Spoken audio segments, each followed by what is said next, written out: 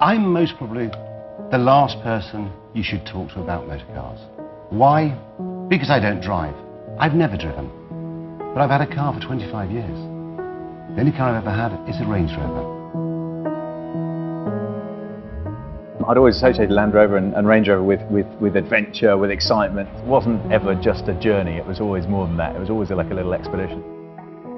As a teenager, I loved following the Camel Trophy, and you see these yellow Range Rovers going through the jungle. I remember maths, because my maths folder was a Camel Trophy folder with a yellow Range Rover in the front, so that to me was the highlight. That's all I remember really from maths. That was as far as it went.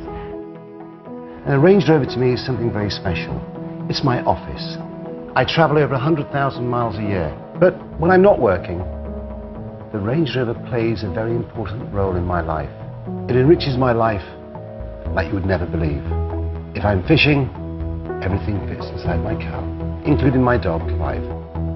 When I'm driving through those terrains, some of them very rough, in all elements of weather, it does the job.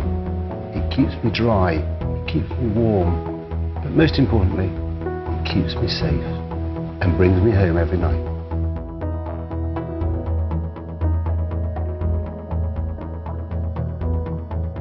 I think for me the wonderful thing about Range Rover is it's a vehicle that does everything really well. You know, I can drive to a speaking engagement in the middle of the city in black tie and look absolutely at home, and I can drive to a training expedition on the Scottish Highlands, even go up the Arctic Circle, drive back again through the car wash, and it's right as rain. It's amazing how often you come across Range Rovers in the most unlikely of places. You know, I've seen them in Svalbard, off the north coast of Norway, a little island inside the Arctic Circle. I've seen them in South Africa on game reserves. I've seen them in the middle of Manhattan in New York, you know, all over the place. China, Hong Kong last year. So it's exciting to me to see the brand, you know, genuinely admired, you know, around the world as this sort of British icon, I think, of what's possible. It's got this wonderful air about it, you know. It's not sort of brash or in your face or bling. It's got this wonderful kind of British, understated sort of authority, and it's a car that it feels great to drive, makes you feel great to drive, and I'm proud to be involved with it. It's the perfect motor car.